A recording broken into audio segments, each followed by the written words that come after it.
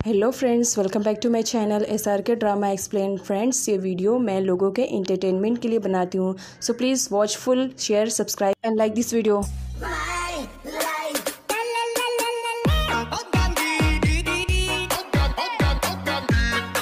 दोस्तों, इस ड्रामे की प्रीवियस पार्ट का लिंक डिस्क्रिप्शन में मेंशन है, आप वहां से देख सकते हैं। सो पार्ट की स्टार्टिंग पैन और विट से होती है। दोनों खुश थे क्योंकि मॉर्निंग में खेम उठ चुकी थी और वो अपने आप को संभालने की कोशिश कर रही थी।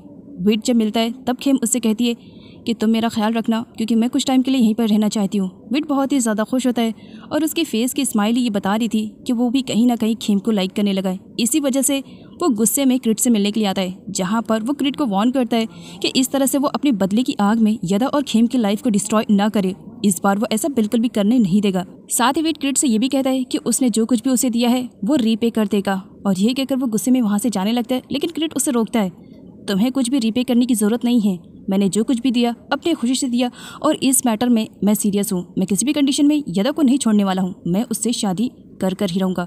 और तुम देख लेना, तुम मेरे फ्रेंड हो, इसी वजह से तुम्हें मुझे सपोर्ट करना चाहिए, ना कि मेरे अगेंस्ट खड़े रहना चाहिए। जिस पर विट कहता है मैं तुम्हारा फ्रेंड ज़रूर हूँ, लेकिन अगर तुम कुछ भी गलत करोगे तो याद रखना अगेंस्ट में मैं खड़ा रहूँगा। मॉर्निंग में यदा अपने बॉयफ्रेंड को वैन के रूम में देख लेती है। गुस्से में हाइपर वो पूरा का पूरा पानी अपने बॉयफ्रेंड के ऊपर फेंक देती है और उसे जल्द से जल्द बाहर आने के लिए कहती है।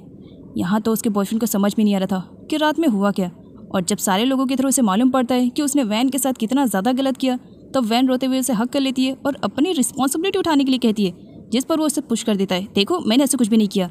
साथ ही वो यहाँ पर यदा की डैड से सॉरी भी बोलता है कि वो नशे में था, उसने ऐसा कुछ जानबूझकर नहीं किया है, उसका इंटेंशन ये सब करने का नहीं था। जिस पर सारे लोग उसी ब्लेम देने लगते हैं कि ऐसा भला कैसे हो सकता है। यदा भी अपने बॉयफ्रेंड से कहती है कि वो अब वैन की रिस्पॉन्सिबिलिटी उठाए, वो उससे शादी करे, लेकिन ऐसा करने के लिए यदा का बॉयफ्रेंड बिल्कुल भी रेडी नहीं था। आगे यदा खेम को जैसा तैसा करके फाइनली मना करके घर वापस लेकर आ चुकी थी। डैड भी बहुत ही ज़्यादा खुश थे, वो भी खेम को माफ़ कर देते हैं। तब यहाँ पर यदा अपने डैड को समझाने की कोशिश करती है और साथ ही ये भी कहती है कि वो अपनी कंपनी क्रिट को दे दे। डैड कुछ टाइम के लिए सोचते हैं, बाद में वो भी हाँ कर देते हैं। इधर दिखाया जाता है छाया को, जब उसे मालूम पड़ता है कि क्रिट यदा से शादी करने वाला है तो बहुत ही ज़्यादा अपसेट हो जाती है और वो क्रिट को ऐसा करने के लिए मना करती है। लेकिन क्रिट कहता है कि वो इस मैटर में सीरियस है, इसी वजह से वो शादी कर कर रहेगा। नेक्स्ट डे डैड कंपनी आ चुके थे, उन्हें अपनी कंपनी क्रिट को जो देनी थी, इसी वजह से सारे डॉक्यूमेंट्स रेडी थे। अब था तो बस क्रिट और डैड की सिग्नेचर। लेकिन एंड मोमेंट पर क्रिट अपनी ही बात से पलट जाता है। वो सारे डॉक्यूमेंट को फाड़ देता है कि मैं लूजर्स के साथ काम बिल्कुल भी करना पसंद नहीं करता हूँ, और बात रही इस कंपनी की, मुझे नहीं चाहिए कहकर वहाँ से जाने लगता है। अब जबकि यदा ने क्रिट के कहने पर अपने डैड को कन्विंस कर ही लिया था कंपनी देने के लिए, तो एंड मोमेंट पर क्रिट का पलटना यदा को बिल्कुल भी पसंद नहीं आया। यदा गुस्से में क्रिट के पास जाती है और इससे कहती है, तुम्हें जो चाहिए था अब वो तुम्हें मिल रहा है, फिर अपनी ही बात से क्यों पलट रहे हो। जिस पर क्रिट कहता है, मुझे जो चाहिए वो तुम्हें अच्छे से मालूम है, तुम मुझसे बस शादी कर लो और मुझे कुछ भी नहीं चाहिए। और बात है ये कंपनी की, तो ये कंपनी मैं तुम्हारे डैड को दे दूंगा, और अगर तुम इन सब के लिए तैयार नहीं रहोगी तो ऐसा भी हो सकता है जिस तरह तुम्हारे डैड का असिस्टेंट गायब हो चुका था, उस तरह कहीं तुम्हारे डैड भी ना गायब हो जाए। यदा उसे वार्न करके चली जाती है और साथ ही शादी के लिए भी मना कर देती है, तुम जैसे डेवल से तो कभी भी शादी नहीं करूंगी। अगले सीन में छाया को दिखाया जाता है। जब उसे मालूम पड़ा कि क्रिट यदा से शादी करने वाला है तो वो टॉम से मिलने के लिए जाती है, जहाँ पर वो टॉम से कहती है कि वो यदा को समझाए कि वो क्रिट से शादी ना करे। जिस पर टॉम कहता है, मेरी सिस्टर तो ये शादी नहीं करना चाह रही है, लेकिन उस साइको क्रिट को समझाओ। जिस पर छाया कहती है, तुम्हें उसे समझाने की ज़रूरत नहीं है, तुम अपनी सिस्टर को हैंडल करो। तब टॉम को कुछ अजीब सा लगता है, वो छाया के पास जाता है और उससे कहता है, कहीं ऐसा तो नहीं कि तुम क्रिट को लाइक करती हो, इसी वजह से तुम ये सब कर रही हो। देखो अगर ऐसी बात है ना, तो क्रिट तुम्हारा ब्रदर है, तो इसी वजह से ये सारी हरकतें तो बिल्कुल भी मत करना, वरना वो तुमसे भी नफरत करने लगेगा। छाया गुस्से में टॉम से कहती है, अपने काम से काम रखो, मेरे मैटर में इंटरफेयर करने की ज़रूरत नहीं है। तब टॉम छाया को रियलाइज़ करवाता है कि तुम क्रिट की एडॉप्टेड सिस्टर हो। यदा की डैड यदा से कॉलिंग पे बात कर रहे थे। यदा पीछे से अपने डैड को देख लेती है, वो अपने डैड के पास जाने ही वाली रहती है, लेकिन सडनली एक कार आती है और उसमें क्रिट के कुछ बंदे थे जो यदा के डैड को किडनैप कर लेते हैं। यदा अपने डैड को सामने से किडनैप होता हुआ देखती है। वो अपने डैड की हेल्प करने की कोशिश तो करना चाह रही थी, लेकिन बीच में क्रिट आ जाता है।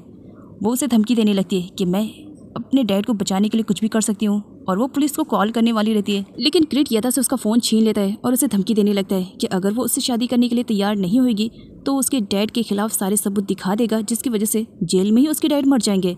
ना चाहते हुए भी क्रिट की धमकियों की वजह से अब यदा को मानना ही पड़ता है। वो शादी के लिए तैयार हो जाती है। क्रिट उसके हाथों पे किस करता है और यहाँ पर यदा को दिखाया जाता है, जो क्रिट से कहती है, तुम्हारे पास क्या सबूत है, मुझे वो चाहिए। जिस पर क्रिट कहता है, फिक्र मत करो, सारे सबूत तुम्हें दे दूंगा। लेकिन इसके लिए तुम्हें मेरे साथ चलना पड़ेगा, और हाँ याद रखना, दोबारा शादी से मुकरना नहीं। यदा उससे सबूत मांगती है कि जो सबूत तुम्हारे पास है जिसकी वजह से मेरे डैड जेल जा सकते हैं, मुझे वो चाहिए। क्रिट यदा को सारे सबूत दे देता है और उसे अपने हाथों से डिस्ट्रॉय करने के लिए कहता है। यदा वही सारे काम कर रही थी, पीछे से क्रिट आ जाता है। वो यदा से उसकी हेल्प की डिमांड करता है। यदा मना कर देती है, जिस पर क्रिट स्माइल करते हुए उसे सडनली किस कर लेता है और उसे कहता है, अब तो तुम मेरी होने वाली वाइफ हो और मेरी वाइफ इस तरह प्रॉब्लम में रहे, ये तो मैं बिल्कुल भी बर्दाश्त नहीं कर सकता हूँ। बस एक बार हमारी शादी हो जाए, फिर ये कंपनी मैं तुम्हारे डैड को दे दूंगा और फ्यूचर में जो तुम्हारी प्रॉब्लम रहेगी वो मेरी प्रॉब्लम रहेगी ना, फिर दोनों मिलकर सेट आउट करेंगे। ये तो रोते हुए क्रिट से रिक्वेस्ट करती है कि वो किस रीज़न पर क्रिट से शादी कर रही है, इसके बारे में उसकी फैमिली वालों को ना पता चले और ना ही किसी और को। क्रिट मान जाता है और खुशी में यदा को किस कर लेता है। टॉम यदा के पास कॉल करता है और उसे बताता है कि डैड घर वापस आ गए हैं और उन्हें उनकी कंपनी भी मिल गई है, लेकिन कंपनी मिलने के बाद भी वो बिल्कुल भी खुश दिखाई नहीं दे रहे। यदा टॉम से कहती है कि वो डैड का ख्याल रखे और बेचारी अकेले परेशान हो रही थी। नेक्स्ट डे क्रिट यदा के डैड से मिलने के लिए जाता है। यदा के डैड जब क्रिट को अपने घर पर देखते हैं तो उन्हें बहुत ही ज़्यादा बुरा लगता है। वो उसे वहाँ से बाहर जाने के लिए कहते हैं, जिस पर क्रिट स्माइल करने लगता है कि भला अपने होने वाले सन इन लॉ का कोई इस तरह से स्वागत करता है। यदा के डैड तो टोटली शॉक्ड में। क्रिट यहाँ पर यदा के डैड को बताता है कि यदा और वो एक दूसरे से बहुत ज़्यादा प्यार करते हैं और बहुत जल्द वो एक दूसरे से शादी करने वाले हैं। खेम का फेस का रंग उड़ चुका था जब क्रिट ये सारी बातें कर रहा था। क्रिट तो ये सारी बातें करके बहुत ही ज़्यादा खुश था और बेचारी यदा उसकी कठपुतली बन चुकी थी। वो तो कुछ भी नहीं बोली थी। खेम यदा से कहती है, क्या क्रिट जो कह रहा है सच कह रहा है? क्रिट स्माइल करते हुए, ऑफ कोर्स सच ही तो कह रहा हूँ, वरना यदा ने अब तक कोई ना कोई तो रिएक्शन ज़रूर दिया होता। टॉम यदा से पूछता है, क्या क्रिट जो कह रहा है वो सच कह रहा है? क्रिट स्माइल करता है और यदा के फोरहेड पर किस कर लेता है, ये साबित करने के लिए जो कि मैं कह रहा हूँ वो सच है और यदा भी यही चाहती है। क्रिट के जाने के बाद यदा अपनी फैमिली वालों को समझाने की कोशिश करती है कि वो क्रिट से शादी करना चाह रही है, लेकिन यहाँ पर डैड के पूछने पर भी यदा रीज़न नहीं बताती है। और यहाँ पर खेम के आंखों में तो एक बार फिर से यदा के लिए नफरत आ जाती है। यदा सारे लोगों को समझाती है कि वो क्रिट को लाइक करती है, उसे पसंद करती है, तो इसी वजह से वो शादी करना चाह रही है और सारे लोग इस बात के लिए रेडी हो जाए, लेकिन कोई भी इसके लिए तैयार नहीं था। स्पेशली खेम तो बिल्कुल भी नहीं तैयार थी। खेम के थ्रू जब विट और पैन को मालूम पड़ता है कि यदा भी अब क्रिट को लाइक करने लगी है और उससे शादी करने वाली है, तो विट को समझ में नहीं आता है। इसी वजह से वो यदा से मिलने के लिए जाता है, जहाँ पर वो यदा से रीज़न पूछता है, मुझे तो मालूम है तुम क्रिट को लाइक नहीं करती हो, उससे शादी करने का रीज़न क्या है? तब यहाँ पर यदा उसे रोते हुए बता देती है कि उसकी फैमिली की वजह से उसे क्रिट जैसे डबल से शादी करनी पड़ रही है। उसके अगले सीन में क्रिट और यदा को एक साथ दिखाया जाता है। क्रिट यदा को शॉपिंग करवाने के लिए लेकर आया हुआ था। एक्चुअली क्रिट का कहना था कि यदा अब जब उसकी होने वाली ब्राइड है तो वो ज़रा आ करके अपनी वेडिंग ड्रेस को ट्राई करे और चूज़ करे कि कौन सा बेस्ट है, और इसके लिए यदा रेडी नहीं थी। लेकिन क्रिट के ब्लैकमेल करने की वजह से अब यदा को ये काम भी करना ही पड़ रहा था। वेडिंग प्लानर को दिखाया जाता है जो कि यदा को ड्रेस दिखाती है। यदा को बिल्कुल भी पसंद नहीं आता है। क्रिट ने वहाँ पर छाया को भी इनवाइट कर लिया था। क्रिट जाने से पहले यदा के क्लोज आता है और उससे कहता है, प्रिपरेशन अच्छे से करना, बिकॉज ये तुम्हारी फर्स्ट और एंडिंग शादी है और मैं नहीं चाहता हूँ कि कोई भी इसमें कमी रह जाए, अच्छे से चूज़ करना कहकर वहाँ से चला जाता है। साथ ही ये भी बताता है कि छाया को मैंने यहाँ पर तुम्हारी हेल्प के लिए बुलाया है, और छाया को कहता है कि वो ज़रा अच्छे से यदा की हेल्प करे। छाया उस वक्त बहुत ही ज़्यादा अपसेट थी, लेकिन क्रिट के कहने पर वो यहाँ पर आ तो गई थी। लेकिन जब यदा ड्रेस ट्राई करके आती है और छाया से पूछती है तो छाया बिल्कुल भी कोई भी रिस्पॉन्स नहीं देती है। वो तो बस अपने में ही बिजी थी क्योंकि उसे बिल्कुल भी पसंद नहीं आ रहा था। लेकिन सडनली यदा को एक ब्राइट लुक में देख करके यहाँ पर छाया को दिखाया जाता है, जो अपने आप को ही इमेजिनेशन करने लगती है कि क्रिट की होने वाली ब्राइड वो है। और यहाँ पर ही इससे समझ में आता है कि कहीं ना कहीं छाया भी क्रिट को दिलो जान से प्यार करती है, इसी वजह से तो ये शादी रोकना चाह रही है। क्रिट पैन से मिलने के लिए आता है, जहाँ पर वो उसके लिए ड्रेस लेकर आया हुआ था यदा और उसकी शादी में आने के लिए। विट देखता है तो उस पर गुस्सा करने लगता है कि तुम्हें यहाँ पर आने की ज़रूरत नहीं थी, मुझे मालूम है तुम यदा के साथ भी खिलवाड़ ही कर रहे हो।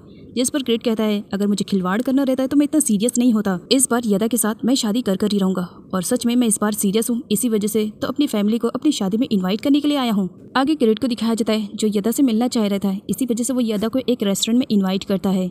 यदा पूछती है क्रिट से कि आखिर इतनी अर्जेंट में उसने वहाँ पर क्यों बुलाया है।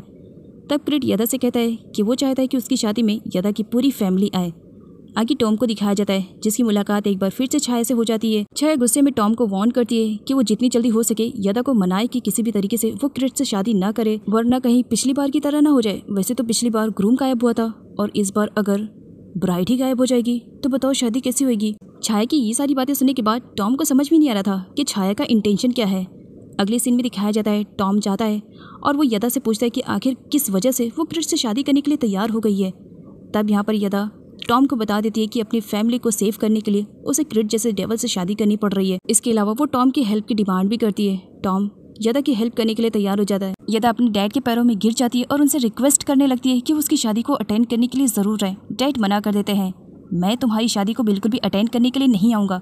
टॉम अपने डैड को मनाने की कोशिश करता है। काफ़ी टाइम के बाद फाइनली डैड मान जाते हैं। वो बोलते हैं ठीक है, वो शादी में ज़रूर आएंगे। आगे यदा का बॉयफ्रेंड उसके पास आता है। वो उसे सॉरी बोलता है उस रात के लिए जब वो वैन के साथ था। साथ ही वो उसके लिए फ्लावर्स भी लेकर आया हुआ था और उसे एक्सप्लेन करता है कि उसका इंटेंशन ये सब नहीं था।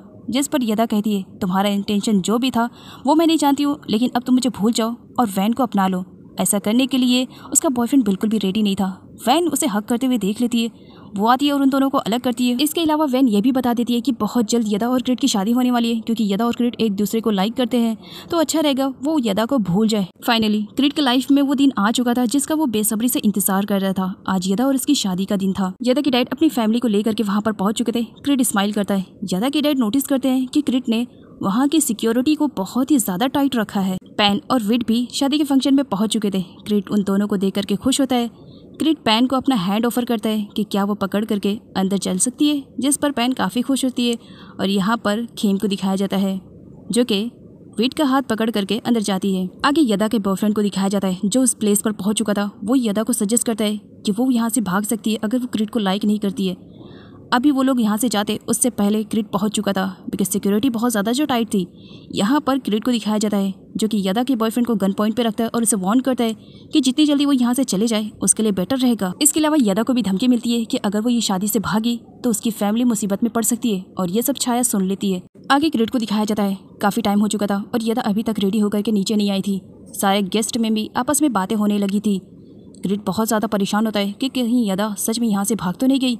उसके बाद क्या, वो सारी इंक्वायरी करना स्टार्ट करता है और उसे डाउट होता है अपने ही बॉडीगार्ड पर। क्रिट अपने बॉडीगार्ड की कार को ओवरटेक करता है और उस कार में देखता है तो कोई नहीं था। वो अपने बॉडीगार्ड को गन पॉइंट पे रखता है और उसे धमकी देते हुए पूछता है कि यदा कहाँ पर है, जिस पर क्रिट का गार्ड उसे बताता है कि वो यदा के बारे में नहीं जानता है, वो तो किसी काम से बाहर आया हुआ है। काफी टाइम हो चुका था। क्रिट को अभी यदा मिली नहीं थी, जिसकी वजह से सारे लोग बहुत ज्यादा परेशान हो जाते हैं। विट, टॉम सब के सब अब इल्जाम देने लगते हैं क्रिट को कि उसकी वजह से ही यदा यहाँ से गई है। अगर यदा को कुछ भी हुआ तो क्रिट को माफ़ी नहीं मिलेगी।